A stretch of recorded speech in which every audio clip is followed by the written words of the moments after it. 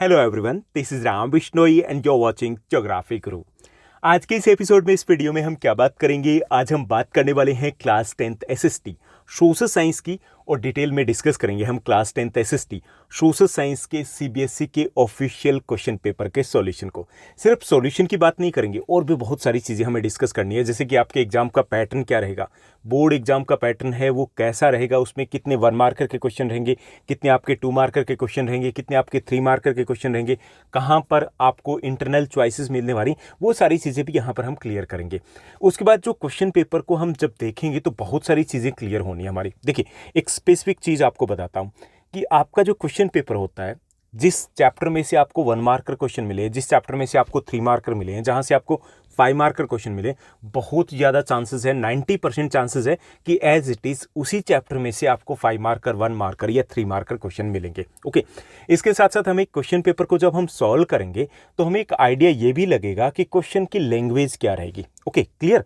इसके साथ साथ एक और चीज़ भी कि हम क्वेश्चन पेपर के सॉल्यूशन को लेकर के हैं साथ में, जो सीबीएसई ने हमें दिया है। ओके, तो इससे हमें एक आइडिया ये भी लगेगा कि कितना का लेंथी हमें लिखना होता है। कई बार ऐसा आप देखते होंगे कि हाँ, ये बोल दिया जाता है कि इसको लेंथी लिखिए, पैराग्राफ में लिखिए। यहाँ पे हम देखेंगे कि भाई पैराग्राफ में कुछ भी नहीं होता है, पॉइंट्स में होता है। सोशल साइंस मतलब पॉइंट्स। ओके, पॉइंट्स में होता है। तो ये मॉडल आंसर दिए गए हैं, अगर आपको परफेक्ट 100 स्कोर करना है तो इस टाइप से आंसर लिखने हैं, तो वो भी हमें आइडिया लगेगा। क्वेश्चन की लैंग्वेज देखिए, जो बात चल रही है काफ़ी सारी, आपने भी सुना होगा कि कंपिटेंसी बेस्ड क्वेश्चंस रहेंगे। कितने रहेंगे?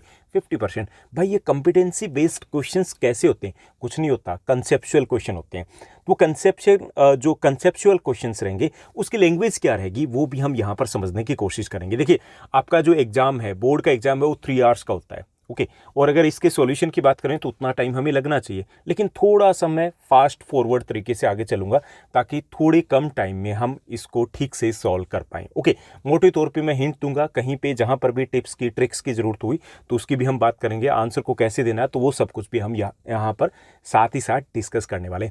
Let's begin. चलिए शुरुआत करते हैं इस वीडियो की। और सबसे पहले, जैसा कि आप अपनी स्क्रीन के ऊपर देख पा रहे हैं, ये सीबीएसई का ऑफिशियल क्वेश्चन पेपर है। ओके, सोशल साइंस आपका सब्जेक्ट है, 087 सीबीएसई का सब्जेक्ट कोड है, और ये क्लास 10th का सेशन 2023-24 का ये आपका क्वेश्चन पेपर है। ओके, जो बच्चे, जो स्टूडेंट्स हिंदी मीडियम के, तो उनके लिए 2 दिनों के बाद हिंदी मीडियम में भी ये विद सॉल्यूशन क्वेश्चन पेपर में लेकर के आऊँगा। तो आपको टाइम मिलेगा 180 मिनट्स। आपके मैक्सिमम मार्क्स रहेंगे वो 80 रहेंगे। ये आप सभी को पता है कि 80 मार्क्स रहेंगे। 20 मार्क्स आपके इंटरनल असेसमेंट के होते हैं, जो आपको सिक्योर करना बहुत इंपॉर्टेंट रहेगा। यहाँ सबसे पहले हम जनरल इंस्ट्रक्शंस को देख लेते हैं। यहाँ से हमें आइडिया लगेगा कि क्वेश्चन पेपर का हमारा ब्लूप्रिंट या पैटर्न क्या रहने वाला है। ओके, एक और चीज़, इस बार आपके चैप्टर वाइज वेटेज जो मार्क्स है वो भी बिल्कुल क्लियर है। इससे पिछला जो वीडियो मैंने डाला है उसमें मैंने आपको ये वेटेज भी दिया गया कि कौन से चैप्टर में से कितने मार्क्स का क्वेश्चन बनेगा, कितने मार्क्स का वो चैप्टर, और कहाँ से 5 मार्कर रहेंगे, कहाँ से 3 मार्कर रहेंगे। नहीं, अगर आपने उस वीडियो को देखा तो देख लीजिएगा। ओके, तो यहाँ देखिए, आपका जो क्वेश्चन पेपर रहेगा, इस बार का बोर्ड का जो क्वेश्चन पेपर रहेगा, उसमें टोटल 6 सेक्शंस रहेंगे। ओके, ABCDEF टोटल जो क्वेश्चंस रहेंगे आपके वो 37 रहेंगे, और all questions are compulsory. It means that आपको 1 to 37 सभी करने हैं। यहाँ पर आपको कोई चॉइसेस नहीं मिलेगी। हाँ, इंटरनल चॉइसेस मिलेगी। कहाँ पे मिलेगी? 3 मार्कर में। कहाँ पे मिलेगी? 5 मार्कर में। वहाँ पे कुछ मिल जाएगी। ओके, उसके बाद आपका जो सेक्शन ए रहेगा एग्जाम का, इसमें क्वेश्चन नंबर 1 to 20 रहेंगे। ये आपके एमसीक्यूज रहेंगे, 1 मार्कर क्वेश्चन रहेंगे, और सारे के सारे ऐसा नहीं रहेगा कि भाई आप जैसे कर लो कि व्हाट वेन वाले। ओके, नॉलेज बेस्ड सारे नहीं रहेंगे आपके। 4-5 क्वेश्चंस नॉलेज बेस्ड रहेंगे, बाकी रहेंगे आपके कंसेप्चुअल क्वेश्चन, जो कि हमें आइडिया लगेगा जब हम इनको सॉल्व करेंगे। ओके, उसके बाद सेक्शन बी में जब आप जाओगे तो वहाँ पे रहेंगे क्वेश्चन नंबर 21 to 24। कितने हो गए? टोटल 4 क्वेश्चन हो गए। ओके, ये आपके 2 मार्कर रहेंगे, और डायरेक्ट क्वेश्चन रहेंगे। ज़्यादा चांसेस है, जैसे 2 पॉइंट्स पूछ लिए, 2 एग्जाम्पल्स पूछ लिए, इस टाइप से। और अगर आपको ये पॉइंट्स या एग्जाम्पल नहीं दिया गया, ओपन एंड अगर क्वेश्चन दिया गया, तो आपको 3 पॉइंट्स लिखने हैं। ओके, कितने? 3 पॉइंट्स लिखने, that is more than enough. उसके बाद सेक्शन सी जो आपका रहेगा, उसमें आपके 5 क्वेश्चन होंगे। कौन से? 3 मार्कर क्वेश्चन रहेंगे, यानी कि शॉर्ट आंसर टाइप क्वेश्चन रहेंगे। और जो 3 मार्कर क्वेश्चन है वहाँ पे आपको 5 पॉइंट्स तक जा सकते हो। कितने? 5 पॉइंट्स मैक्सिमम, अगर आप पॉइंट्स में लिख रहे हो। अगर आपको ऐसा लग रहा है कि कोई क्वेश्चन ऐसा आ रहा है जिसमें आपके 5 पॉइंट्स ही नहीं बन रहे भाई, ठीक, तो क्या करोगे? आपको विद हेडिंग लिख देना है। क्लियर? विद हेडिंग लिखोगे तो चलेगा, आपका 3 पॉइंट से भी चलेगा। उसके बाद आपका सेक्शन डी रहेगा। इसमें क्वेश्चन नंबर 30, 31, 32, 33 टोटल 4 क्वेश्चंस रहेंगे, और ये आपके 5 मार्कर क्वेश्चन रहेंगे, और यहाँ पर आपको इंटरनल चॉइसेस मिलेगी। क्लियर? जैसा कि हम क्वेश्चन पेपर में देखने वाले हैं। तो ये कैसे रहेंगे आपके, जैसे पोल साइंस में से एक हो जाएगा, एक इको में से होगा, एक हिस्ट्री में से होगा, एक जियो में से होगा, इस टाइप से रहेंगे और इंटरनल चॉइसेस आपको मिलेगी। तो वो थोड़ा सा ईजी हो जाएगा कि ऐसा कुछ हो जाए कि एक क्वेश्चन आपको ठीक से नहीं आ रहा है, या आपको लग रहा है कि भाई ये ठीक से नहीं हो रहा है, तो क्या करोगे, आपको दूसरा क्वेश्चन मिल रहा है वहाँ पे, ठीक। तो यानी यहाँ पे हमारे लिए गेम थोड़ा सा ईजी हो जाएगा स्कोर करना, कि कहीं पे अगर अटक रहे हैं, लटक रहे हैं, तो नीड नॉट टू वरी, हम सीधा दूसरे के ऊपर झपटेंगे। उसके बाद सेक्शन जो आपका ई रहेगा, इसमें रहेंगे आपके क्वेश्चन नंबर 34 टू 36, 34, 35 एंड 36, ये आपके रहेंगे केस स्टडी बेस्ड क्वेश्चंस। देखिए इजी है स्कोर करना यहाँ पे केस स्टडी बेस्ड क्वेश्चंस में। और यहाँ पे भी कई सारे स्टूडेंट्स क्या करते हैं, जैसे लास्ट ईयर जो हमने बोर्ड की मार्किंग की उसमें हमने देखा, उसमें ये करते हैं कि यहाँ पर भी मिस्टेक कराते हैं। भाई दौड़ना काहे, ये वाले वो मार्क्स है जो हमारे पास खुद के हैं। इसमें से जैसे जो 4 मार्क्स का एक क्वेश्चन रहेगा, उसमें एक 2 मार्क का रहेगा, 2 1 मार्क का रहेंगे आपके, ठीक, यानी ऐसे 4 बनेंगे। तो कई बार स्टूडेंट्स क्या करते हैं कि उसमें से 1 मार्कर तो हमें डायरेक्ट दे दिया गया, 2 मार्कर हमें डायरेक्ट नहीं दिया गया, हमें ओवरऑल उसमें से समराइज करके हमें मीनिंग निकालना है, वो क्वेश्चन निकालना है, उसका आंसर निकालना है। हमने क्या किया, स्किप कर दिया, कुछ भी नहीं लिखना है। ये स्कोरिंग है, थोड़ा सा बस ब्रेनस्टॉर्म करना है, आंसर आपको मिल जाएगा। यहाँ पे मार्क्स डिडक्ट नहीं होने चाहिए किसी भी सूरत में। ऐसा नहीं कि भागा दौड़ में ही करना है, आराम से दिमाग लगाइए, थोड़ा सोचिए, सॉल्यूशन होगा वो आसपास ही होगा। उसके बाद आपका जो सेक्शन एफ रहेगा, एफ सेक्शन में क्या रहेगा, आपके क्वेश्चन नंबर 37 रहेगा, ये आपका मैप वर्क का क्वेश्चन रहेगा। और कितने मार्क्स रहेंगे, इसके जो मार्क्स रहेंगे वो 5 मार्क्स रहेंगे। 5 मार्क्स में देखिए इस क्वेश्चन के 2 पार्ट रहेंगे आपके। फर्स्ट जो पार्ट रहेगा 37A, ये आपका हिस्ट्री में से रहेगा, 2 मार्क्स का 2 मार्कर 2 क्वेश्चंस रहेंगे आपके। और ये आपके हिस्ट्री के second chapter nationalism in India, Bharat में राष्ट्रवाद, वहाँ से 2 पॉइंट रहेंगे। टोटल आपको 7-8 पॉइंट्स दिए गए, उनमें से 2 रहेंगे, बहुत ईजी है यहाँ से स्कोर करना। और 37B है, ये आपके जियो में से रहेगा, यहाँ से आपके 3 मैप वर्क के आइटम्स दिए होंगे 3 मार्क्स के लिए। और ये भी बहुत ईजी है क्योंकि सीबीएसई ने स्पेसिफाई कर रखा है कि भाई ये पॉइंट्स करने हैं आपको, वही आपको करने हैं और वहाँ से आप स्कोर कर पाओगे। मैप वर्क का वीडियो भी ऑलरेडी मैं पब्लिश कर चुका हूँ, अगर आपने नहीं देखा तो प्लेलिस्ट में जाइएगा, class 10th and 9th map work का एक प्लेलिस्ट बना रखी, तो वहाँ पर आपको मिल जाएगा चैप्टर वाइज हिस्ट्री का भी और चैप्टर वाइज आपको जियो का भी। क्लियर। उसके बाद देखिए कि यहाँ पे इन्होंने क्या मेंशन किया है, इंस्ट्रक्शंस में दिया गया है, there is no overall choices in the question paper में कोई ओवरऑल चॉइस नहीं मिलेगी। हालांकि आपको इंटरनल चॉइसेस मिलने वाली है, कहाँ पे मिलेगी आपको, 3 मार्कर और ये मिलने वाली है 5 मार्कर पे। क्लियर। और आपके 50% जो क्वेश्चन रहेंगे वो CBQ यानी कॉम्पिटेंसी बेस्ड क्वेश्चन रहेंगे, यानी कि 50% जो वेटेज रहेगा वो CBQ क्वेश्चंस के लिए रहेगा। तो आपको थोड़ा सा ध्यान कंसेप्ट के ऊपर ज़्यादा देना है। यानी CBQ का सीधा सा मतलब ये नहीं कि रॉकेट साइंस कुछ होने वाली है या फिर मंगलयान है वहाँ भेजा जाएगा वो क्वेश्चन लेकर के आएगा, आपकी बुक में से ही क्वेश्चन रहेंगे। लेकिन उन बच्चों के लिए ईजी रहेगा जो बुक से कर रहे हैं, जो नोट्स प्रिपेयर कर रहे हैं। जो सीधा डायरेक्ट गाइड में से करें वहाँ पे प्रॉब्लम आ सकती है, दिक्कत आ सकती है। ओके, चलिए हम सेक्शन ए की तरफ पढ़ते हैं क्योंकि क्वेश्चन पेपर इस पूरे को सॉल्व भी करना है, अच्छा खासा लेंथी है। तो देखिए सेक्शन ए में हमें मिलेंगे 20 क्वेश्चन। कौन से रहेंगे, MCQs। इसमें देखिए फर्स्ट जो हमें क्वेश्चन दिया गया, identify the correct option that describe the act given below. Okay, देखिए इसमें the act was passed by the Imperial Legislative Council। इसमें पहला जो हिंट दिया गया है कि इंपीरियल लेजिस्लेटिव काउंसिल है उसने इसको पास किया है। It gave power to the government of repress political activities. और इस एक्ट को जो क्यों पास किया गया था, to control the political activities. जो पॉलिटिकल एक्टिविटीज़ चल रही थी उस वक्त देश में उसको कंट्रोल करने के लिए। ये हिस्ट्री में से आपका क्वेश्चन। And it empowered the government to detain political prisoners without trial. जैसे हम बात करते हैं ना, बिना अपील, बिना वकील, बिना दलील का कानून था ये, यानी कि इसमें कभी भी किसी को भी अरेस्ट किया जा सकता था। तो किस कानून की बात करें, किस एक्ट की बात करें, तो यहाँ पे बात की जा रही है रॉलेट एक्ट की। ओके, किसकी बात की जा रही है, रॉलेट एक्ट की। तो इसमें आपका जो करेक्ट आंसर रहेगा वो ए रहेगा, रॉलेट एक्ट। उसके बाद सेकेंड क्वेश्चन देखिए, सेकेंड क्वेश्चन जो हमें दिया गया, which place in India has an artificial lake to conserve water that dates to 11th century. यहाँ पे ये आपके जियो के 3rd चैप्टर की बात की जा रही है कि 11th सेंचुरी में one of the largest lake, artificial lake of that time was constructed. कि उस वक्त की सबसे बड़ी जो आर्टिफिशियल लेक थी वो कंस्ट्रक्ट की गई थी कब, 11th सेंचुरी में। कहाँ पे कंस्ट्रक्ट की गई थी हमसे पूछ रहे हैं, तो वो भोपाल लेक थी, भोपाल में कंस्ट्रक्ट की गई थी। ओके, उसके बाद नेक्स्ट देखिए 3rd जो हमारा क्वेश्चन है, ये भी उसी टाइप का क्वेश्चन है। देखिए कॉम्पिटेंसी बेस्ड क्वेश्चंस इसी टाइप के क्वेश्चंस को बोलते हैं, यानी कि हमें डायरेक्ट क्वेश्चन नहीं पूछेंगे। यहाँ पे हमें दिया गया है कुछ डेटा दिया गया है। क्या दिया गया है इसको रीड करना भाई। ये जो डेटा दिया गया है इसमें बात की गई लिटरेसी की। हम पहले क्वेश्चन देख लेते हैं। क्वेश्चन है as per the data given above who has the least percentage of literacy rate in rural population. अब देखिए लिटरेसी रेट दी गई रूरल पॉपुलेशन की, सिर्फ यहीं से हमारा क्वेश्चन बनेगा यहाँ से पहला तो ठीक। तो इसमें से हमें बताना कि रूरल पॉपुलेशन में लीस्ट लिटरेसी रेट किनका है, तो फीमेल का है। ओके किसका है, फीमेल का, तो डी हमारा आंसर हो जाएगा। ये देखिए 76% मेल्स एंड 54% फीमेल, तो डी हमारा करेक्ट आंसर होगा यहाँ से। ओके तो हम कई बार पहले क्वेश्चन देख लेते हैं ना, तो हमें थोड़ा इजी आइडिया हो जाता है कि भाई क्या पढ़ना है, कहाँ से पूछ रहा है, ठीक। उसके बाद बात करते हैं नेक्स्ट क्वेश्चन की। नेक्स्ट जो हमें क्वेश्चन दिया गया, क्वेश्चन नंबर 4 दिया गया कि which of the following options, इनमें से कौन सा ऑप्शन है that following options represent potential measures that can be taken to mitigate the threats posed on the tiger population in biodiversity. देखिए कि इनमें से कौन सा ऑप्शन है जो सूटेबल रहेगा कि अगर हमें टाइगर पॉपुलेशन या बायोडाइवर्सिटी को कंजर्व करना है तो उसके लिए क्या करना पड़ेगा। देखिए इसमें पहला है जो ऑप्शन दिया गया, banning hunting, giving legal protection to their habitats, restricting trade in wild life. बिल्कुल सही कह रहे हैं, हंटिंग को बैन कर दीजिए भाई, और जो उनकी जो नेचुरल हैबिटेट्स है उसको प्रोटेक्ट कीजिए। ओके और जो ट्रेड है वाइल्ड लाइफ का उसके ऊपर बैन लगाना चाहिए।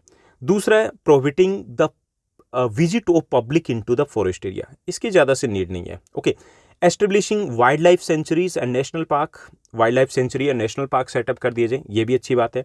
Conserving forest in converting forest into the reserved and protected forest में कन्वर्ट किया जा सकता है, ये भी ठीक है। तो इसका मतलब ये हुआ कि 1, 3 एंड 4 ये स्टेप्स उठाए जा सकते हैं। तो 1, 3 एंड 4 की अगर बात करें तो यहाँ पे ये हमारा डी करेक्ट आंसर हो जाएगा। ओके डी है वो हमारा करेक्ट आंसर है यहाँ पे, clear.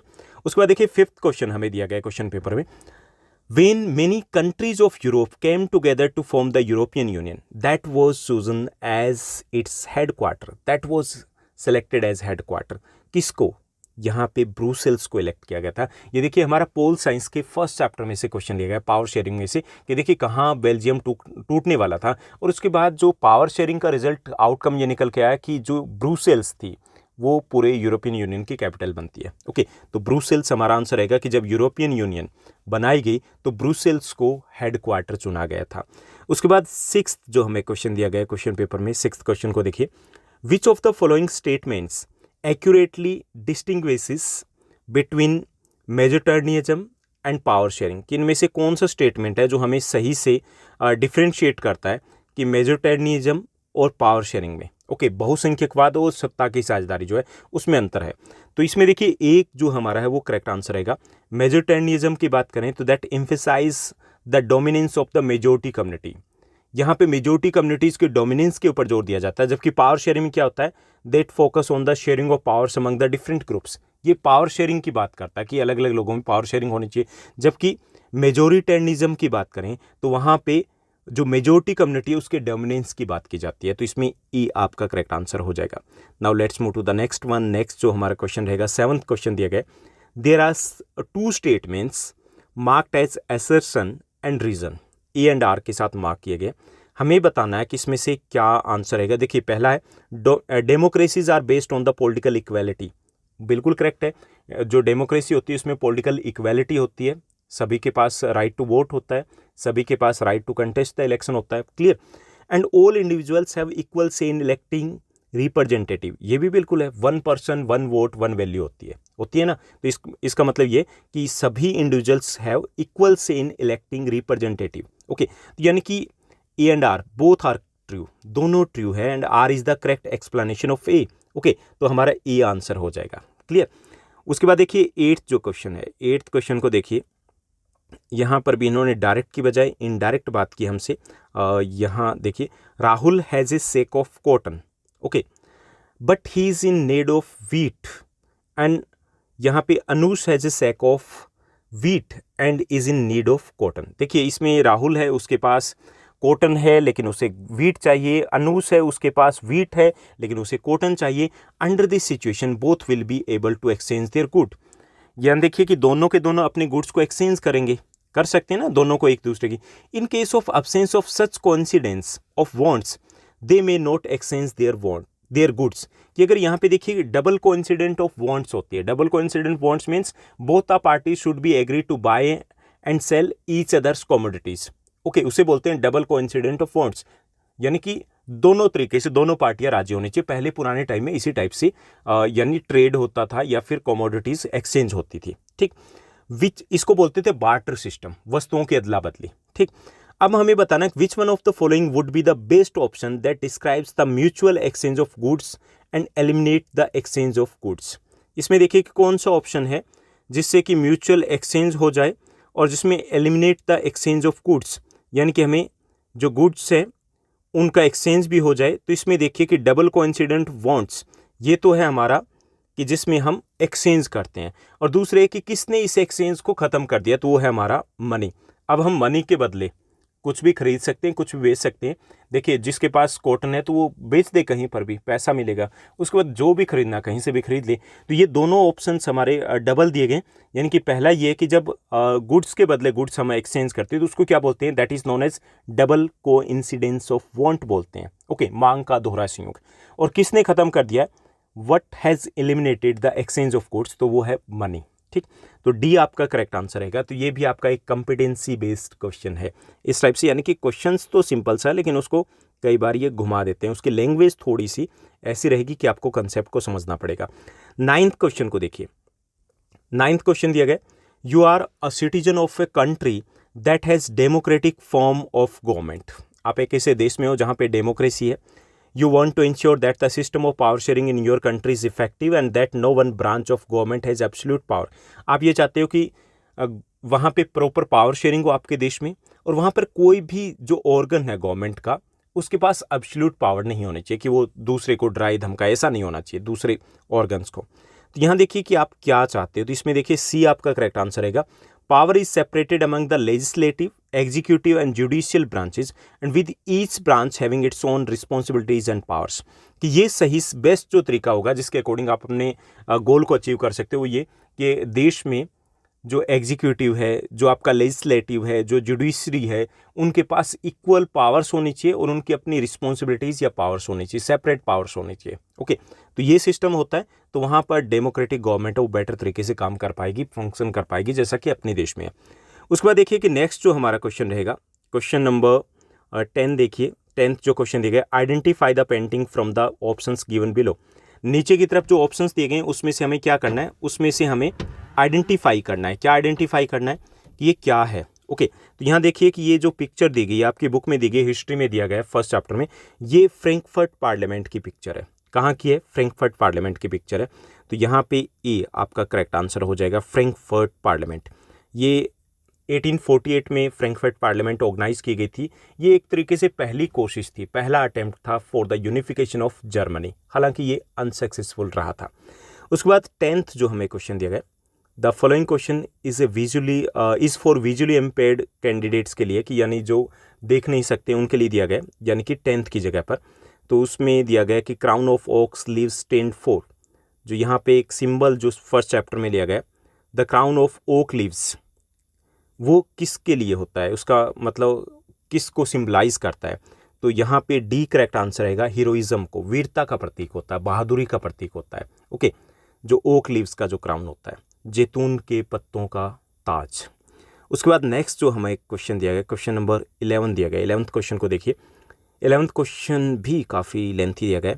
Evaluate the impacts of opening foreign trades on the global economy by identifying the appropriate statements among the following options. कि हमें जो फॉरेन ट्रेड है, विदेशी व्यापार है, ये इको का भी क्वेश्चन है, हिस्ट्री में भी इसमें ग्लोबलाइजेशन की बात की गई है, तो मेनली इको में से लिया गया कि जो ओपन हम ट्रेड करें, अब जो फॉरेन कंपनीज है वो अपनी यहाँ पे आ रही है, that is part of the globalisation.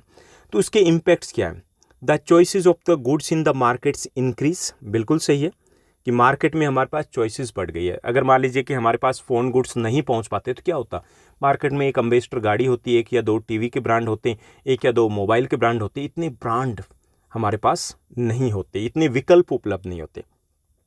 Second दिया गया, producers from two countries closely compete against each other despite the distance between their location. कि प्रोड्यूसर्स अलग अलग देशों के प्रोड्यूसर्स होते हैं, वो भी कंपटीशन में आ गए।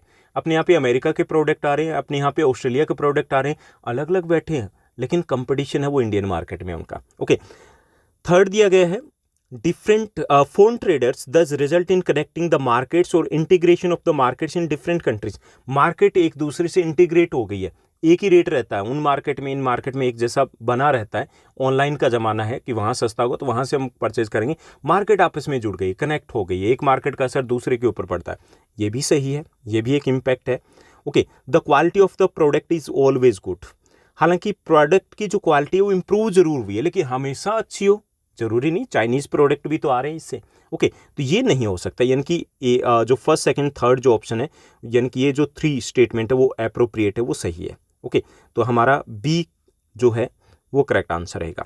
Now let's move to the next one. Next रहेगा हमारा 12th क्वेश्चन।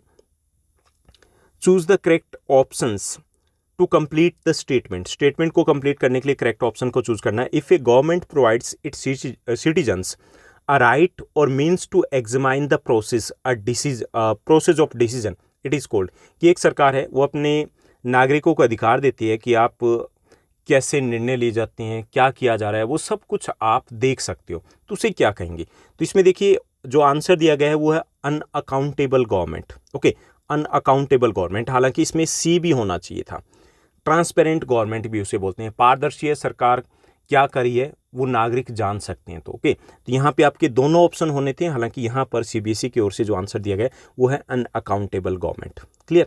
उसके बाद 13th क्वेश्चन को देखिए। 13th जो हमें क्वेश्चन दिया गया, question number 13, arrange the following statement in sequential order. Sequential order में अरेंज करना है based on the events that shape the non cooperation movement के अकॉर्डिंग। हमें क्या करना है, इनको सीक्वेंस में अरेंज करना है कि पहले क्या हुआ था। तो इसमें देखिए हम ज़्यादा टाइम नहीं लगा रहे हैं, तो इसमें सबसे पहले अगर बात की जाए तो सेकंड रहेगा forced recruitment carried out by the British government.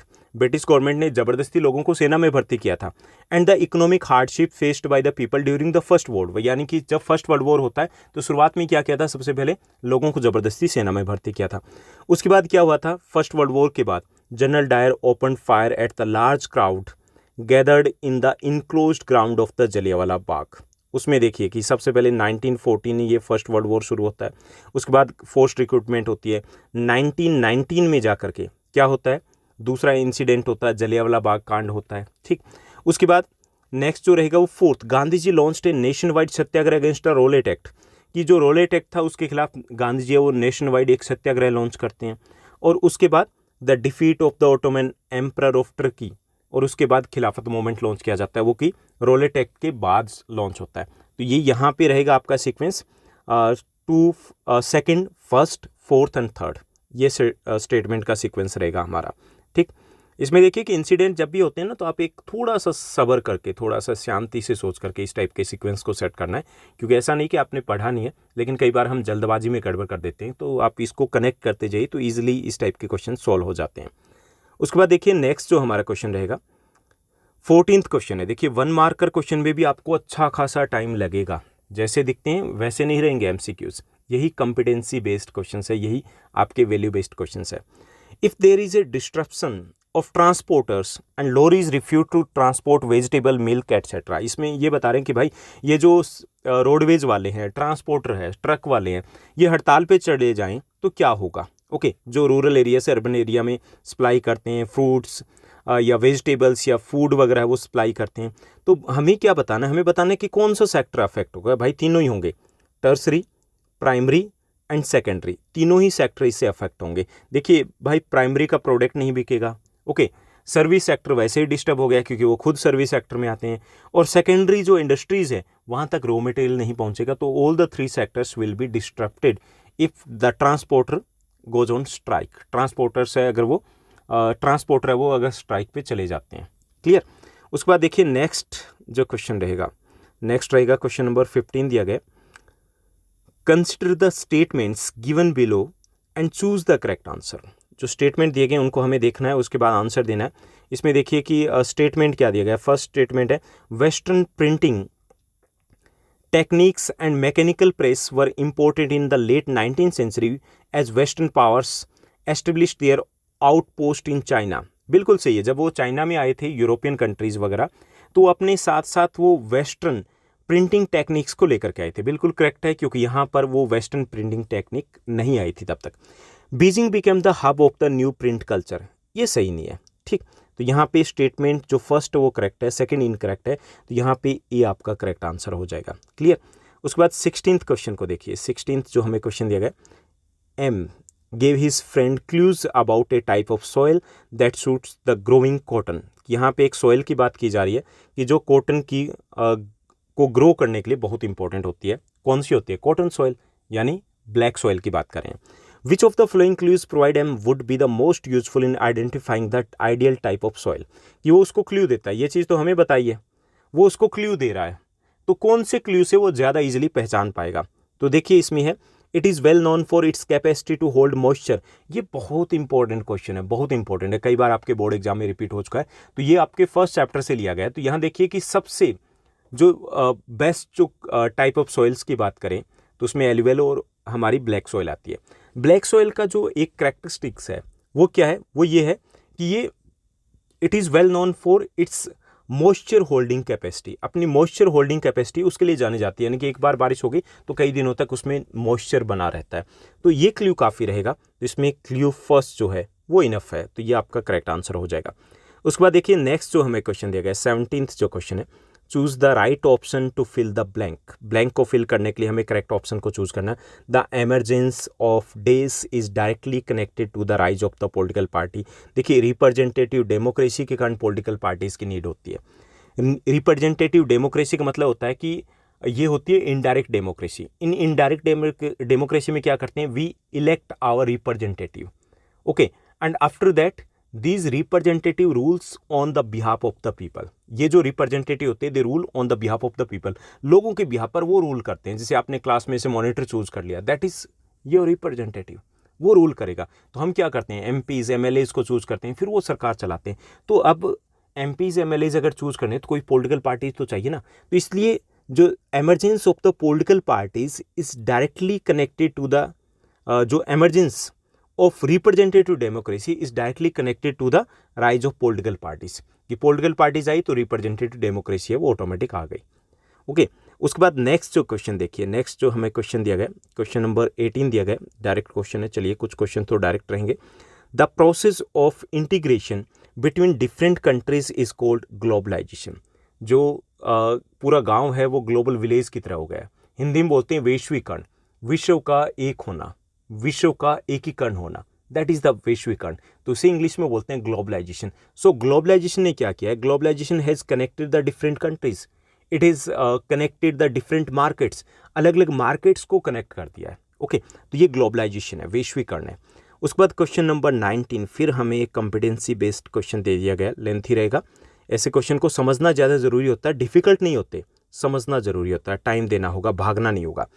Which of the following statement is correct keeping the requirement of formation of government. यहाँ पे दिया गया है कि गवर्नमेंट को बनाने के लिए कौन सी इंफॉर्मेशन, जो कौन सी रिक्वायरमेंट रहेगी, सरकार अगर बनानी है तो कौन सी रिक्वायरमेंट जरूरी है। तो देखिए इसमें स्टेटमेंट जो फोर्थ जो स्टेटमेंट है, government can only be formed by political parties that are elected and hold a majority. कि गवर्नमेंट कौन बनाते हैं? वो political parties that are elected and hold a majority. कि वो पॉलिटिकल पार्टीज जिसके पास मेजोरिटी है वही सरकार बनाएंगे ना।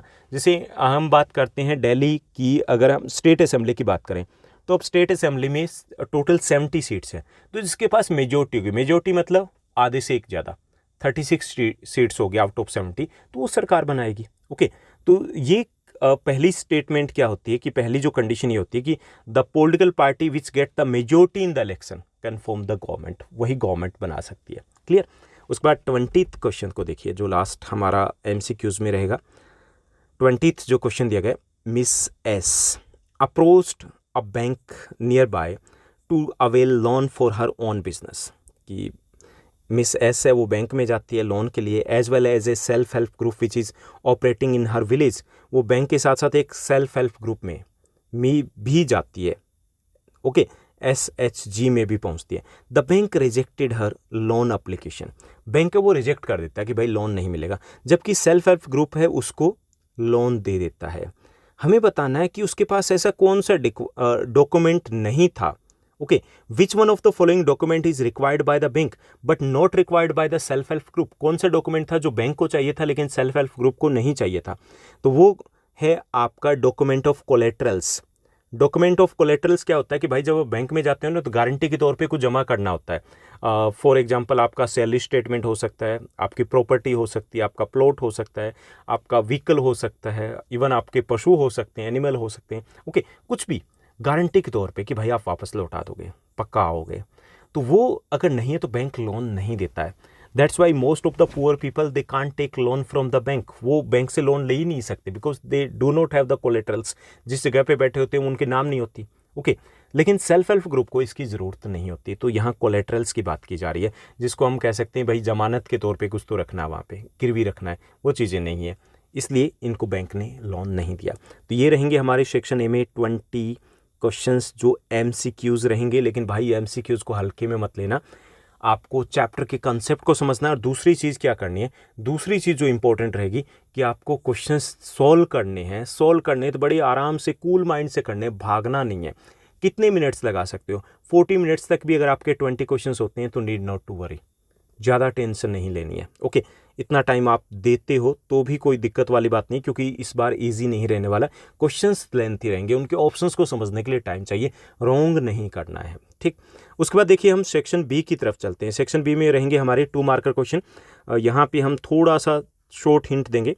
देखिए यहाँ पे दिया गया कि study the map thoroughly and mention the language that are dominantly present in Belgium. कि मैप को देखना और उसके बाद हमें बताना है कि बेल्जियम में कौन सी लैंग्वेज बोली जाती है। तो यहाँ पे देखिए कि जो लैंग्वेज मैप को देख करके हमें पता चल रहा है कि क्या क्या लैंग्वेज बोली जा रही है। तो यहाँ पे है जो दिया गया फ्रेंच स्पीकिंग, जो ये है सारा सारा फ्रेंच स्पीकिंग एरिया, और ये जो है ये आपका डच स्पीकिंग एरिया है। ओके, यहाँ पे बात की जाए तो 40% बेल्जियम में जो लोग हैं वो French speakers and 59% people are Dutch speakers. Okay, तो French and Dutch are the most prominent language of Belgium. Map से भी पता चल रहा है, वैसे भी आपको पता होगा। और जो विजुअली इम्पेयर्ड हैं उनके लिए ये दिया गया है कि mention the language that are dominantly present in Belgium, तो डच एंड फ्रेंच। यानी कि इस टाइप के क्वेश्चंस भी रहेंगे डायरेक्ट, तो उसमें लेंथ ही खींचने की जरूरत नहीं है, आपको 2 मार्क्स मिल जाएंगे। Clear?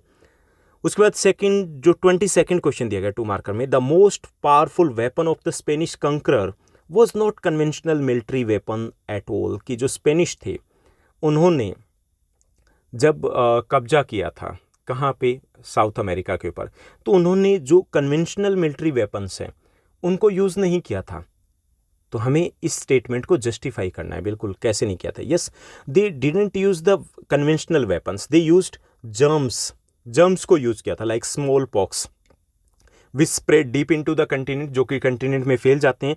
And the America's original जो इनहेबिटेंट्स थे they didn't have immunity against these disease, और उनके पास इम्यूनिटी नहीं थी। एंड यूं कह सकते हैं कि lakhs of peoples, thousands of peoples died just because of small pox या जर्म्स के कारण मारे गए थे। तो they didn't use conventional weapons को यूज नहीं किया था, instead they used germs, small pox etcetera, उनको उन्होंने यूज़ किया था। ये हमें एक्सप्लेन करना है। ओके, लिख दो गई, ये आपका क्वेश्चन हिस्ट्री में से लिया गया है।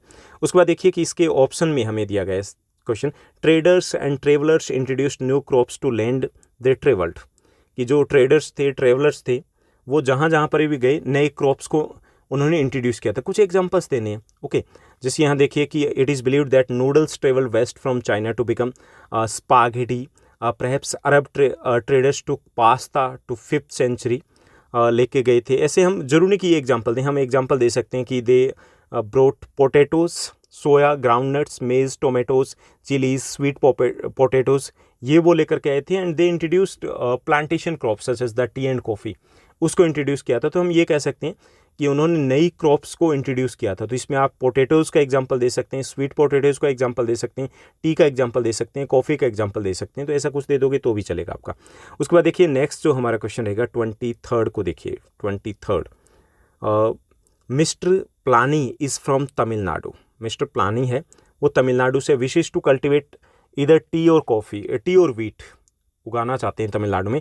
हमें बताना है कि भाई कौन सी क्रॉप वो वहाँ पे उगा सकता है। Clear? Mister Palani must cultivate tea in Tamil Nadu. Okay, as the soil and climatic condition है that is suitable to grow tea in Tamil Nadu में सूटेबल है। देखिए क्लाइमेटिक कंडीशन क्या चाहिए कि इसके लिए हाई टेम्परेचर नहीं चाहिए होता टी के लिए। Okay, tea requires the temperature between the यूँ कह सकते हैं 10 degree Celsius to 30 degree Celsius के आसपास टेम्परेचर चाहिए इसके लिए। Okay, and it requires laterite soil. Okay, so both conditions are available here, दोनों कंडीशंस अवेलेबल है यहाँ पे लेटराइट सोयल भी अवेलेबल है। टेम्परेचर है वो 10 degree Celsius to 30 degree Celsius के बीच में ही रहेगा। इसके साथ साथ जो टी क्रॉप है that requires high rainfall between 150 centimetre to 250 centimetre annual rainfall. Tamil Nadu की बात करें तो most part of the Tamil Nadu receives the rainfall between 150 to 250 centimetre के आसपास रेनफॉल भी होती है। तो तीनों चीज़ें यहाँ पे सूटेबल है, तो उसे टी ही उगानी चाहिए।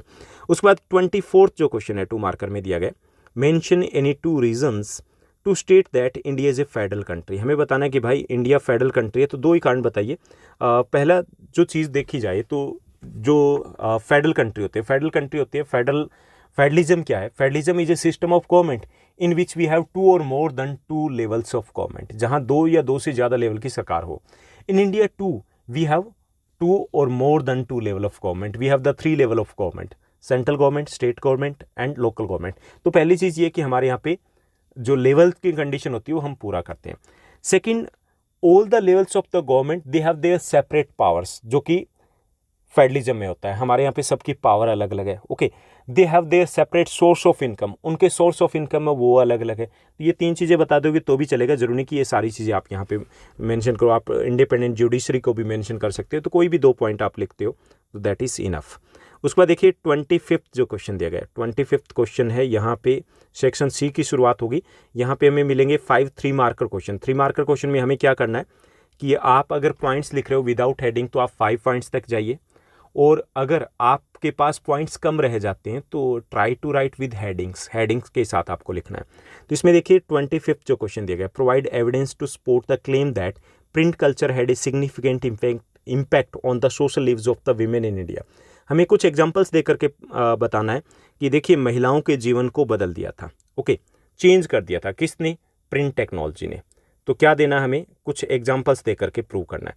तो देखिए कि कुछ चेंजेस क्या आए थे कि with the introduction of the printing press in India में जो प्रिंटिंग प्रेस आई थी, after that literacy rate among the females went up, literacy rate ऊपर की तरफ चला गया था। Okay, many females become writer and they wrote about their struggles, उन्होंने अपने स्ट्रगल्स के बारे में लिखा था। जैसे कि इसमें हम एग्जाम्पल दे सकते हैं, Ras Sundari Devi, a young married girl in orthodox household, learn to read secretly in her kitchen and then wrote her autobiography Amar Jiban. Okay, ये हम एग्जांपल दे सकते हैं। तो पहला हम बताएंगे कि after the introduction of the print culture female become literate, become educated and they become aware about their rights. Okay, and many of them become writers and they wrote about their struggles, their livelihoods के बारे में उन्होंने लिखा था। Such one example is of रस सुंदरी देवी, she wrote her autobiography as अमर जीवन के बारे में उन्होंने लिखा था। तो उनका एग्जाम्पल दे सकते हो। इसी तरीके से हम एग्जाम्पल्स की बात करें तो एग्जाम्पल हम कैलाश बासनी देवी का दे सकते हैं, ताराबाई शिंदे का दिया जा सकता है। तो आप कोई 2-3 एग्जाम्पल दे दो कि जो इन्होंने लिखा ना, इतना लेंथी लिखने की जरूरत नहीं है, आपको अपने लैंग्वेज में लिखना है कि उसके क्या पॉजिटिव इंपैक्ट रहे, और उसके बाद 1 या 2 एग्जाम्पल दे दीजिए। जैसे रस सुंदरी देवी है, that is very important example, वो दे सकते हो। ऐसे कैलाश बासनी देवी है, she also wrote about the struggle और एक्सपीरियंसेस ऑफ द वीमेन के बारे में उन्होंने भी लिखा था। ओके, उनका एग्जाम्पल आप दे सकते हो। ऐसे आप एग्जाम्पल दे सकते हो ताराबाई शिंदे का, पंडिता रामाबाई का एग्जाम्पल दे सकते हो, तो वो दे दोगे तो काफ़ी रहेगा। उसके बाद 26th क्वेश्चन है, ये 3 मार्कर रहेगा। 3 मार्कर में देखिए कि उन्होंने ऊपर बहुत बड़ा दे दिया था, यहाँ से छोटा सा आंसर दिया, तो आपको ध्यान में रखना कि 3-4 पॉइंट्स काफ़ी रहेंगे आपके लिए। ओके, 5th तक जा सकते हो मैक्सिमम अगर शॉर्ट पॉइंट्स लिख रहे हो। लेंथी लिख रहे हो तो 3 भी इनफ है। अगर शॉर्ट लिख रहे हो और लेंथी नहीं लिखा जा रहा है, पॉइंट्स भी 3 है, तो आपको हेडिंग यूज़ करनी है। यहाँ देखिए कि 26th का जो इफ यहाँ दिया गया, यहाँ पे हमें इंटरनल चॉइस दी गई। A worker in an urban area who was working in A small factory में काम करता था। Okay, was not paid his wages properly, उसे अच्छे से प्रॉपरली उसको वेजेस तनख्वाह वगैरह नहीं मिल रही है। He was force to work extra hours भी उसको काम करना पड़ रहा है। ओके, पुअर वर्किंग कंडीशन है, वहाँ पे कोई जॉब सिक्योरिटी नहीं है, ओके, और recently he lost his job, उसकी छुट्टी कर देगी, भाई कल से मत आना। Was found selling electrical items in A push cart, और पुश कार्ट में वो अभी इलेक्ट्रिकल आइटम्स वगैरह बेचता है, ओके। हमें बताना है कि वो कौन सा वर्कर है, कहाँ काम करता था। So the following are the ways in which the workers in the unorganised sector work, कि जो अनऑर्गेनाइज जो सेक्टर होता है, अनऑर्गेनाइज सेक्टर जो that falls outside the government control से बाहर होता है। जैसे कोई दुकान पे काम कर रहा है, ठीक, तो वहाँ पे दुकान पे जो काम करें वो अनऑर्गेनाइज सेक्टर में आते हैं, ओके। तो वो ये सारी कंडीशन वहाँ पे दिखा रही। तो वहाँ पे क्या होता है कि जो अनऑर्गेनाइज सेक्टर होता है वहाँ पे वर्किंग कंडीशन होती है वो उतनी अच्छी नहीं होती, लो पेड जॉब्स होती है, ओके, नो जॉब सिक्योरिटी नहीं होती, and they don't get any other benefits such as the health insurance और पेड हॉलीडेज, इस टाइप के बेनिफिट्स नहीं मिलते।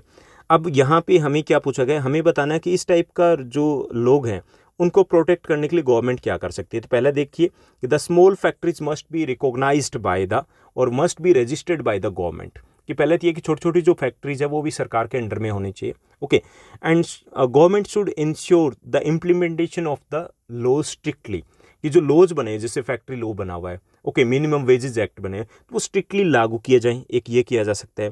थर्ड है government should provide cheap loans to unemployed people so that they can set up their own business, कि उनको सस्ते loan दिए जाने चाहिए ताकि वो अपने छोटे बिजनेस वगैरह स्टार्ट कर पाए, okay. And workers must be workers are suppose to get the medical facilities etcetera in the private sector too, और प्राइवेट या अनऑर्गेनाइज सेक्टर में ये भी इंश्योर किया जाना चाहिए कि उनको मेडिकल जो फैसिलिटी है या मिनिमम वेजेस हैं वो उसको ठीक से मिल पाए, ओके। तो ये चीज़ें की जा सकती है कि जो लॉज हैं उनको ठीक से इम्प्लीमेंट किया जाए। And even the small factories must be registered by the government so that the government can control the conditions, उनको कंट्रोल कर पाए। And government should provide the cheap loans to the worker so that they can start up और start their own business, वो अपने छोटे छोटे business शुरू कर पाए। तो ये कुछ चीज़ें की जा सकती है ताकि वो प्रोटेक्ट हो पाए।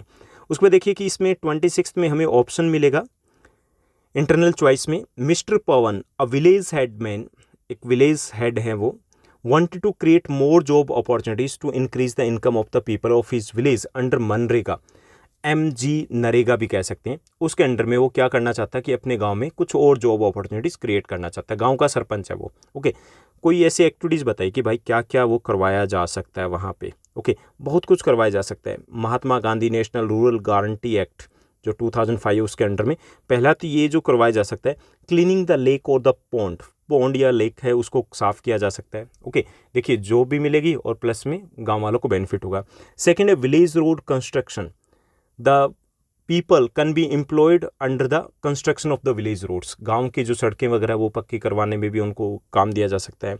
कोऑपरेटिव मिल्क सोसाइटी और small scale industries can also be set up, ये इंडस्ट्रीज़ वगैरह है वो सेटअप की जा सकती है, वहाँ पे लोगों को काम मिलेगा, गांव का डेवलपमेंट होगा, ये किया जा सकता है। इसके साथ साथ और क्या कुछ किया जा सकता है, इसके साथ साथ ये है कि cooperative farming can be increased under this on the panchayat land, जो पंचायत की लैंड है उसके ऊपर जो कोऑपरेटिव फार्मिंग है वो करवाई जा सकती है। तो ऐसी कुछ चीज़ें हम उनमें इंगेज कर सकते हैं लोगों को। उसके बाद नेक्स्ट अगर बात की जाए तो नेक्स्ट हमारा क्वेश्चन जो दिया गया उसको देखिए, agriculture gives boost to the industrial sector, justify the statement with 3 relevant points, कि जो एग्रीकल्चर सेक्टर है वो इंडस्ट्रियल सेक्टर के लिए इंपॉर्टेंट है। देखिए पहला है it is very important for the industries as it provides the raw materials. देखिए जो इंडस्ट्रीज होती है there are the agro based industries, agro based जो इंडस्ट्रीज होती है they completely depends on agriculture for raw material such as जैसे sugar cane industries है, जो शुगर इंडस्ट्री है that depends on sugar cane. Cotton industry cotton के ऊपर depend करती है, jute industry depends on the jute. तो ये एग्रो बेस्ड इंडस्ट्रीज है। तो एक तो ये कि एग्रीकल्चर है that supply raw material for the agro based industries, okay. चाहे वो पेपर इंडस्ट्री है, चाहे वो फूड प्रोसेसिंग इंडस्ट्री है, चाहे वो कॉटन इंडस्ट्री है, चाहे वो शुगर इंडस्ट्री है, उनको कच्चा माल यहीं से जाता है।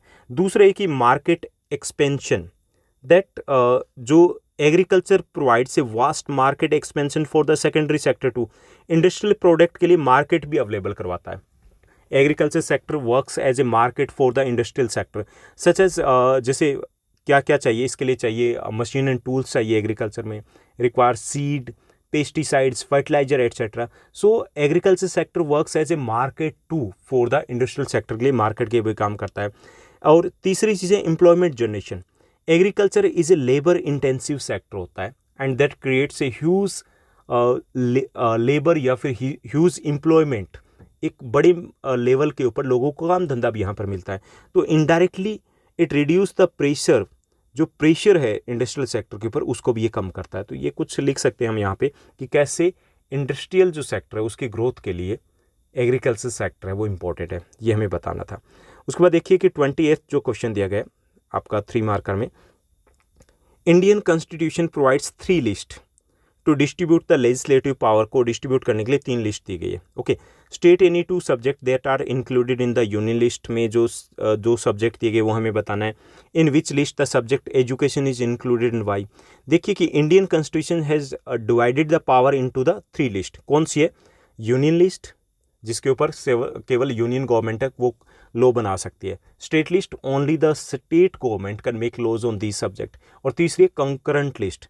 कोकरेंट लिस्ट की अगर बात करें तो कोकरेंट लिस्ट कौन सी होती है? जिसके ऊपर both the government can make laws, जिसके ऊपर दोनों ही सरकारें कानून बना सकती है।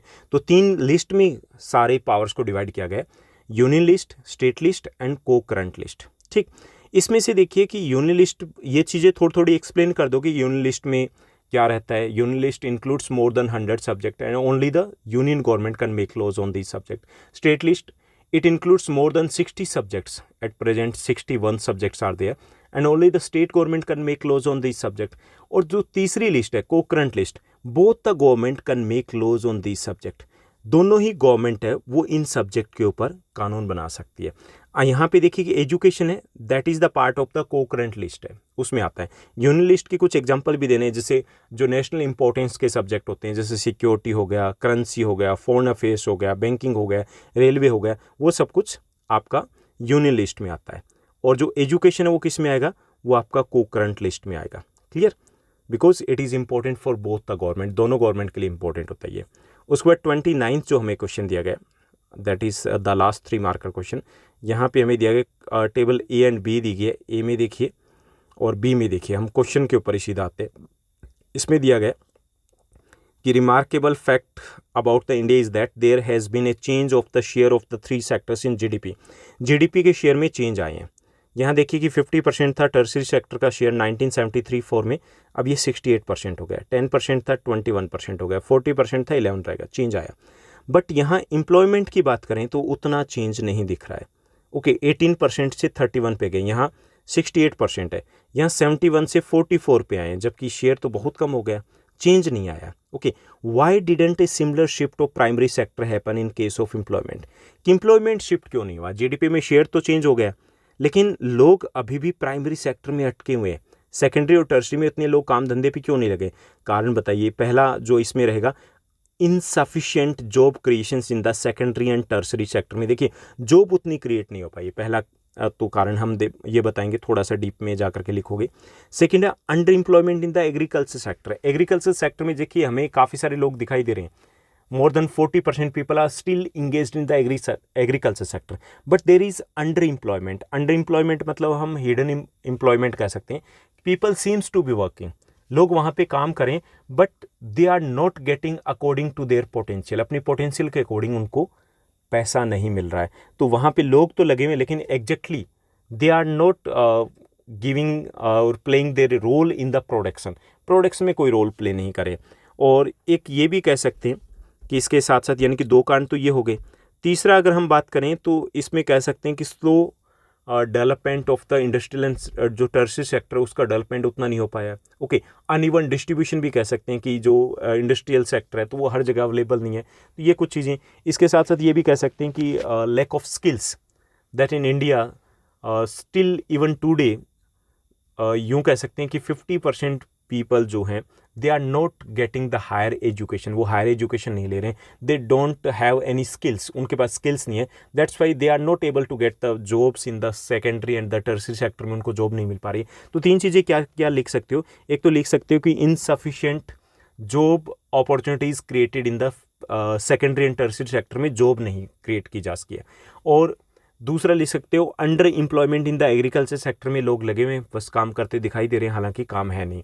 और तीसरा हम लिख सकते हैं कि लैक ऑफ स्किल्स। तो ये आप यहाँ पे मेंशन कर सकते हो, यहाँ से आपका आंसर बन जाएगा। उसके बाद देखिए कि क्वेश्चन नंबर जो 29 है इसमें ऑप्शन भी दिया गया। ऑप्शन किसके लिए गया? ऑप्शन दिया गया क्योंकि इसमें टेबल दी गई, तो विजुअली जो इम्पेयर्ड हैं उनके लिए यहाँ पे ऑप्शन रहेगा। ओके, आपको हालांकि जो क्वेश्चन है क्वेश्चन नंबर 29 जो पहला है वही करना है, ये नहीं कि आपके लिए भी ये इंटरनल चॉइस आपके लिए नहीं रही गई। ओके, इसमें जैसे क्वेश्चन दिया गया tertiary sector activities help in the development of primary and secondary sector, इसमें एग्जांपल देके बताना।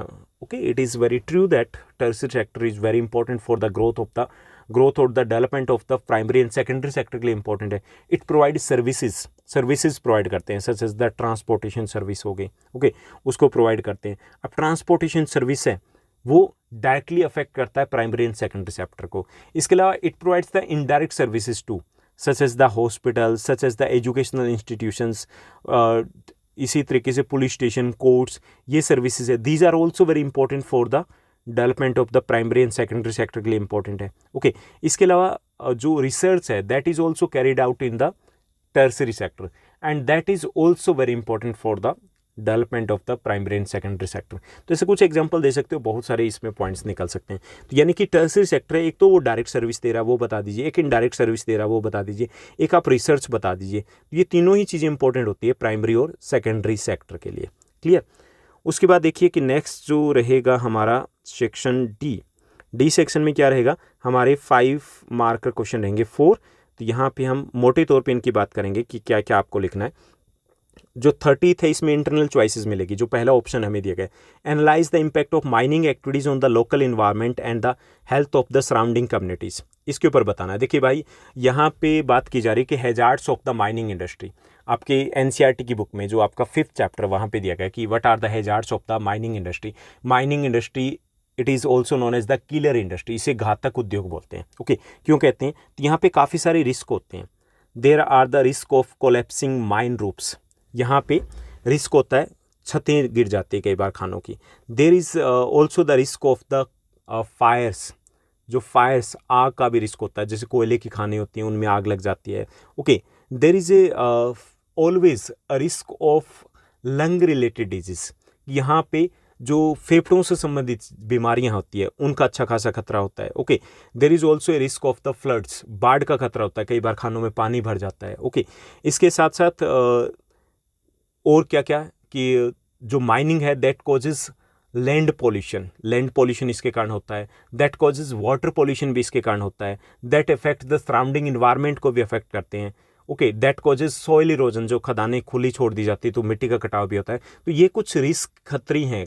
Okay, that's why it is known as a killer industry, इसलिए इसको किलर इंडस्ट्री कहा जाता है। तो ये सब कुछ यहाँ पे मेंशन करना है। ठीक, तो कुछ हिंट यहाँ पर दिए गए हैं। उसके बाद देखिए कि जो बी आपका क्वेश्चन दिया गया, non conventional source are the best option to conserve the natural resources, हमें इस स्टेटमेंट को एक्सप्लेन करना है। तो नॉन कन्वेंशनल सोर्स कौन से होते हैं? नॉन कन्वेंशनल सोर्स की अगर बात करें तो these are the sources of energy which we are using from the recent time, जो हम हाल ही के समय से हमने यूज़ करना शुरू किया, जैसे solar energy, biogas, wind energy, tidal energy, geothermal energy. These are the non conventional source of energy. These sources of energy are also known as the source of energy of future के source of energy में इनको कहा जाता है। These are renewable source of energy, renewable है, we can use them again and again, we can easily reproduce them. Okay, these are easily available, these are easy to use, okay, and these are comparatively cheaper source of energy. Okay, ये सस्ते भी होते हैं। That's why these are known as the best option to conserve the natural resources। जो हमारे non renewable है उनकी जगह इनको यूज़ करके हम उनको कंजर्व कर सकते हैं। तो ये सब कुछ हम यहाँ पे मेंशन कर सकते हैं, इनके फीचर्स बता सकते हैं कि क्यों ये इतनी इंपॉर्टेंट है। ओके, इसमें सिर्फ एटॉमिक एनर्जी है, उसको छोड़ करके बाकी है वो फ्यूचर के सोर्स ऑफ एनर्जी है। उसके बाद जो हमारा नेक्स्ट क्वेश्चन रहेगा 31, जो क्वेश्चन नंबर 31 यहाँ पर दिया गया, how would you evaluate Napoleon as an administrator who created a more rational efficient system. हमें ये बताना है कि जो नेपोलियन है उसको कैसे एवेल्युएट करोगे आप एज ए एडमिनिस्ट्रेटर, क्या वो अच्छे थे? कुछ एग्जाम्पल देके बताने। ओके, तो Napoleon, no doubt Napoleon was a very good administrator, बहुत अच्छे प्रशासक थे। In 1804 he introduced civil code that is also known as the Napoleonic code, उन्होंने इंट्रोड्यूस किया था। उसमें क्या कुछ किया था?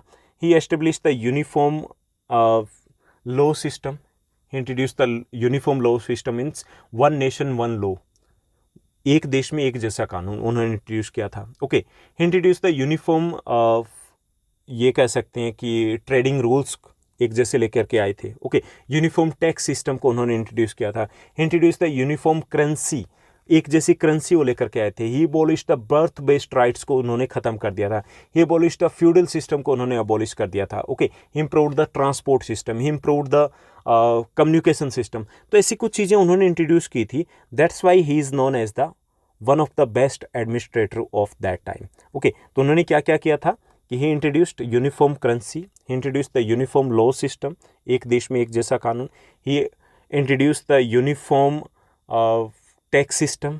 Okay, he abolished birth based right को ख़त्म कर दिया था, फ्यूडल सिस्टम को ख़त्म कर दिया था। Okay, he gave the right to property to all the people, right to property दे दिया था। तो ये कुछ चीज़ें हैं, बहुत सारी चीज़ें जो आपको बतानी कि इसलिए उनको कहा जाता है कि वो अच्छे एडमिनिस्ट्रेटर थे। ठीक, उसके बाद देखिए कि नेक्स्ट जो क्वेश्चन दिया गया, इसी का ऑप्शन हमें दिया गया, analyse the decision taken by the conservatives at the Congress of Vienna. Vienna Congress that was held at Vienna in 1815 में ये वियना कांग्रेस हुई थी। And the result of the Vienna Congress was the treaty of Vienna. Treaty of Vienna उसी का result था।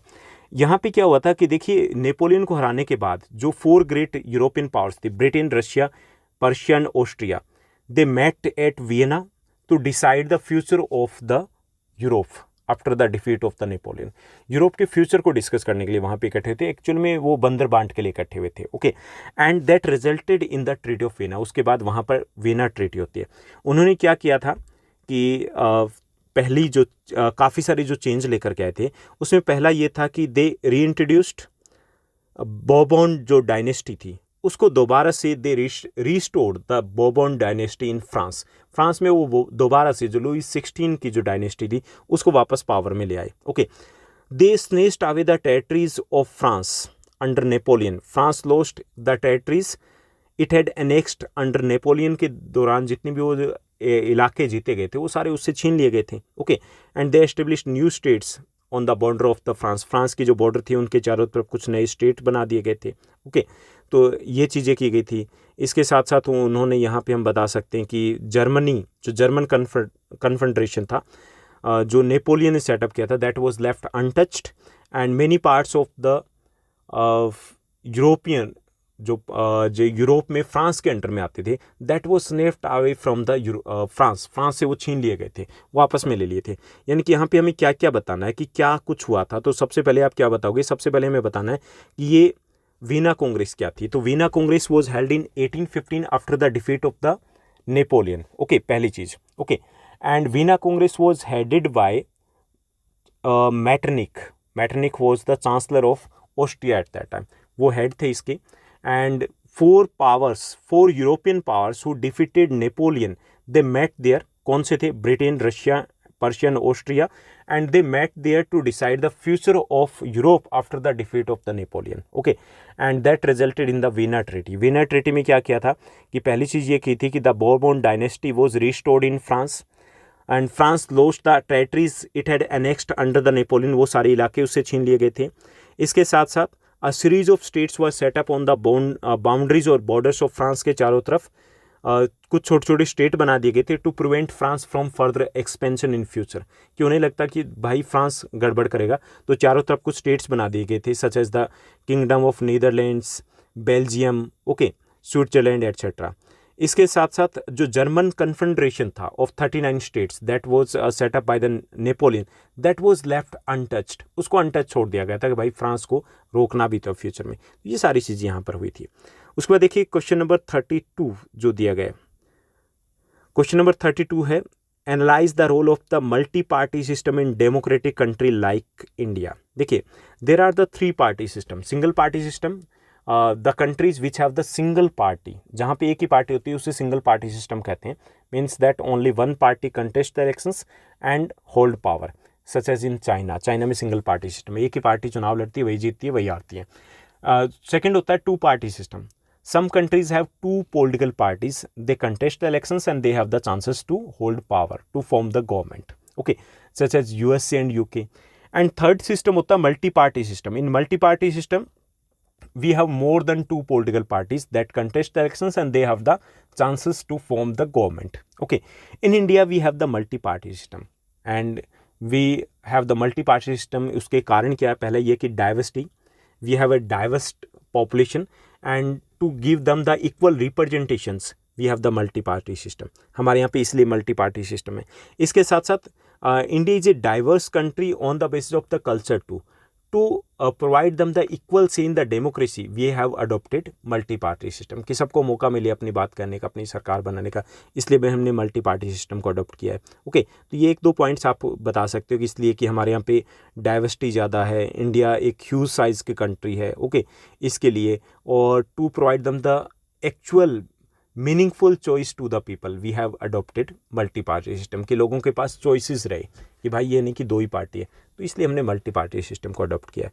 तो ये सब कुछ आपको बताना है. पहले आप बताओगे पॉलिटिकल पार्टी क्या है, फिर बताओगे 3 टाइप के सिस्टम है, फिर आप आ जाओगे मल्टी पार्टी सिस्टम के ऊपर कि ये क्या है, क्यों अडॉप्ट किया. इसी में हमें जो ऑप्शन दिया गया है हमारा इंटरनल चॉइस में, evaluate the significant distinctions between the national and regional political parties में हमें डिफ्रेंशिएट बताना है. पॉलिटिकल पार्टी क्या होती है कि when the people come together to form government and contest election, that is known as a political party. कि when people come together to form to contest elections and form government and they have some common program, that is known as a political party. 2 type की होती है, national होती है और regional political party होती है. अब देखिए कि जो नेशनल पॉलिटिकल पार्टीज होती है, they are powerful in the nation, they have the vote bank in the entire nation. Okay, and जो नेशनल पॉलिटिकल पार्टीज होती है, they deal with the national issues के साथ वो डील करती है. जबकि रीजनल पॉलिटिकल पार्टीज होती है, they have limited vote bank in 1 और 2 स्टेट्स होते हैं and they deals with the regional issues को डील करती है. नेशनल पॉलिटिकल पार्टीज जो होती है उसकी अगर बात की जाए तो they have the more chances to form the government in the central level and when the जो regional political parties होती है, they have the chances to form the government in at the state level only. जैसे Congress, BJP की बात करें तो national political party है. और अगर हम बात करें जैसे कुछ समाजवादी पार्टी हो गई, आरजेडी हो गई, तो these are the regional political party. ठीक, तो ये यहाँ पे है. उसके बाद देखिए कि एक और इसका पार्ट दिया गया कि रीजनल पॉलिटिकल पार्टी को अगर नेशनल पॉलिटिकल पार्टी बनना है तो उसे क्या चाहिए, 2 कंडीशन को पूरा करना होता है. A party must gain at least 6% of total votes in Lok Sabha. कि या तो वो 6% वोट ले, लोकसभा में जितने वोट पड़े हैं वो उसको लेने होते हैं, और असेंबली इलेक्शंस इन 4 स्टेट्स या फिर 4 स्टेट के असेंबली इलेक्शन में अलग अलग वो 6% वोट ले ले. ओके, तो एक तो कंडीशन ये है. इसके साथ साथ win at least 4 seats in Lok Sabha. Okay, a party must gain at least 6% vote in the Lok Sabha election और gain 6% votes in the 4 state assembly elections and win at least 4 Lok Sabha seat उसको जीतनी होती है. पहली चीज़ ये है. ओके, यानी कि वो उसको चाहिए, तब वो क्या बनेगी, वो नेशनल पॉलिटिकल पार्टी बन सकती है. Okay, a party has to receive at least 6% of the total votes in the legislative elections to become a regional party. जबकि रीजनल पार्टी बनना है तो आसान है. उसके लिए क्या चाहिए कि ये party need to get 6% vote in the state assembly election. जो भी जिस भी स्टेट में इलेक्शन लड़ रही है 6% उसको वोट लेने हैं and need to win at least 2 seats, और केवल 2 सीटें उसको जीतनी है स्टेट असेंबली की, तो उसको रीजनल का दर्जा मिल जाता है. नेशनल के लिए 6% ही चाहिए, लेकिन वो या तो 4 स्टेट में हो या फिर नेशनल लेवल पे हो, और 4 लोकसभा की सीट जीतनी है. ओके, तो ये रहेगा आपका क्वेश्चन यहाँ से. उसके बाद नेक्स्ट क्वेश्चन की बात करेंगे. नेक्स्ट जो हमें क्वेश्चन दिया गया 33rd क्वेश्चन है, 5 मार्कर में लास्ट है. देखिए, a farmer has borrowed money from a money lender. सिर्फ उन्होंने पैसा लिया हाई रेट ऑफ इंटरेस्ट के साथ and as he couldn't pay the interest, इसलिए वो ब्याज नहीं दे पाए. He was forced to borrow from another landlord to settle the amount for the interest borrowed to the money lender. और इसके लिए ब्याज को लौटाने के लिए वो दूसरे से फिर पैसा उधार लेता है. State the consequences he may face in this situation. देखिए उसमें क्या कंसिक्वेंसेज फेस करेगा. Farmer has fallen into the डेब्ट ट्रैप में फंस गया, ऋण के जाल में फंस गया. ओके, इसमें क्या हो सकता है, इसमें कई सारी चीज़ें हो सकती है कि he is in a situation where he will not be able to repay the debt incurred because कि वो उस पैसे को लौटा नहीं पाएगा जो भी उसने लिया है. ओके, क्यों नहीं लौटा पाएगा, because he has taken the loan from informal source of credit. और इनफॉर्मल सोर्स ऑफ क्रेडिट से लिया, यहाँ पे क्या होता है, the rate of interest is high. Rate of interest यहाँ पर इस सोर्स में हाई रहता है, no proper documentation is sought, यहाँ पे डॉक्यूमेंटेशन की ज़रूरत नहीं होती। No set of rules and regulations, यहाँ पे कोई रूल्स एंड रेगुलेशंस नहीं होते। And lenders were often punished and ill treated, उनके साथ मिसबिहेवियर किया जाता है। And prime motive of the informal source of this credit is to make profit, यहाँ पे सिर्फ प्रॉफिट की बात की जाती है। किसान क्या करता है, कैसे करता है, कोई व्यक्ति क्या करता है, उसे कोई लेना देना नहीं होता, तो वो ऋण के जाल में फंस गया। ओके, तो यहाँ देखिए कि क्या क्या प्रॉब्लम्स आ सकती है। The farmer may face ongoing harassment या फिजिकल हरासमेंट हो सकता है उसके साथ।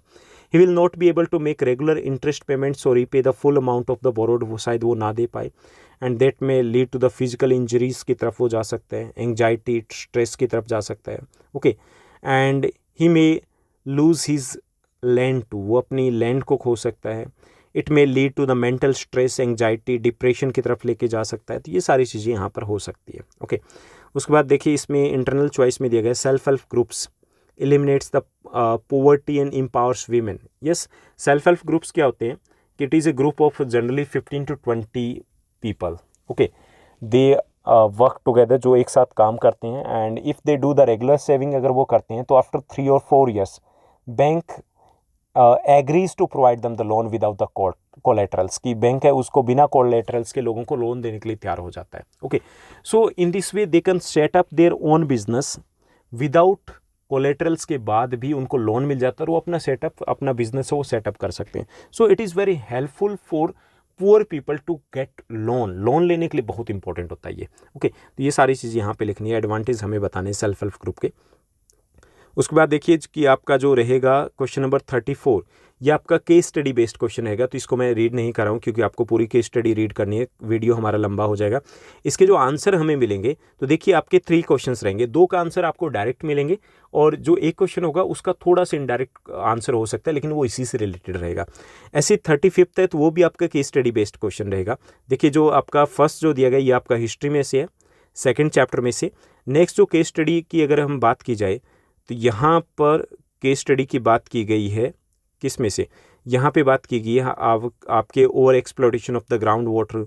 यहाँ पर जैसे ये जो टॉपिक दिया गया है ये टॉपिक इको का भी है, जो डेवलपमेंट चैप्टर है वहाँ से रिलेटेड इसको लिया गया है, और डेवलपमेंट की बात आपके जियो में से भी की गई, तो दोनों का मिक्स टॉपिक यहाँ से लिया गया है। हालांकि ये जो एग्जाम्पल लिया गया है केस स्टडी का ये आपका इको से है। उसके बाद देखिए कि इसमें भी इसी टाइप के क्वेश्चन दिए गए हैं, और 2 आपके 1 मार्कर क्वेश्चन रहेंगे, एक आपका 2 मार्कर क्वेश्चन रहता है। उसके बाद नेक्स्ट जो हमें दिया गया है तो यहाँ पर ये इको में से फर्स्ट चैप्टर में से यहाँ से लिया गया, तो ये आपके केस स्टडी बेस्ड क्वेश्चंस रहेंगे जिसके आंसर आपके पास डायरेक्ट रहेंगे 2 के, और एक का थोड़ा सा आपको कॉमन सेंस से सोचना है कि क्या आंसर रहेगा। उसके बाद जो आपका सेक्शन F है जो इस सैम्पल क्वेश्चन पेपर में दिया गया ये मैप स्किल बेस्ड क्वेश्चन रहेगा। इसमें 37A की अगर बात की जाए तो 37A में देखिए 37A में क्या दिया गया, 37A में हमें दिया गया है हिस्ट्री से related 2 points. Okay, first point को देखिए, Indian national Congress session at this place held in 1920। 1920 में यहाँ पर कांग्रेस का सेशन हुआ था। ओके, तो ये सेशन देखिए प्लेस हमें दे रखा है, तो ये कहाँ पे हुआ था, 1920 में 2 जगह पे हुआ था, लेकिन हमें प्लेस दे रखा है, आइडेंटिफाई करना है, दैट इज़ कलकत्ता, जो कि अभी कोलकाता है। सेकेंड दिया गया the place where Mahatma Gandhi broke the salt law, तो ये दांडी है ये। Okay, Dandi, that is clear. तो ये हमारे इजी से रहेंगे, आइडेंटिफाई करना था, आइडेंटिफाई हम इजीली कर सकते हैं। ओके, तो यहाँ पे आपको प्रॉपर नेम मेंशन करना है कौन सा है। उसके बाद नेक्स्ट देखिए, नेक्स्ट जो हमें दिया गया है 3 पॉइंट्स दिए गए हैं, ये जियो से रिलेटेड है। A coal mine in Tamil Nadu, Tamil Nadu की कोल माइन यहाँ पर हमें दी गई है। और सेकेंड दिया गया हमें a dam built on river Chenab, Chenab के ऊपर एक डैम बनाया गया वो हमें बताना है। और तीसरा a largest natural major sea port located in Andhra Pradesh and Noida software technology park. Okay, ये हमें दिया गया। तो यहाँ पे देखिए कि फर्स्ट है आपका, यहाँ जो आंसर दिए गए कि ये कलकत्ता था आपका 1920 में जो सेशन हुआ था, ये दांडी है।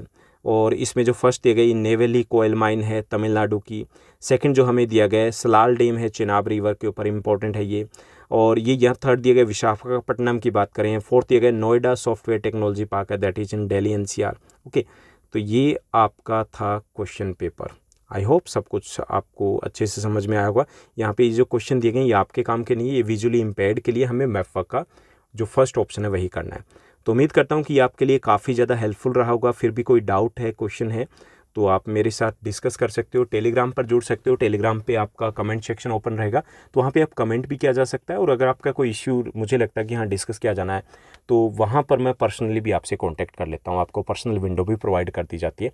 आप इंस्टाग्राम पर भी मुझे फॉलो कर सकते हो। कमेंट सेक्शन में कमेंट कीजिएगा, रिप्लाई देने की कोशिश करूँगा।